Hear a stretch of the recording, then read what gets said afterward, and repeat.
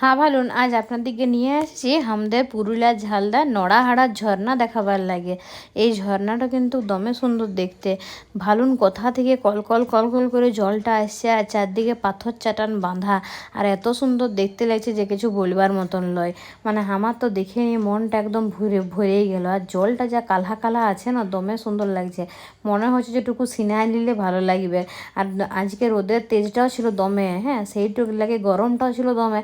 তো মনে হচ্ছে যে জলটা যেমন সে সিনায় নেবো, এত ভালো লাগছে।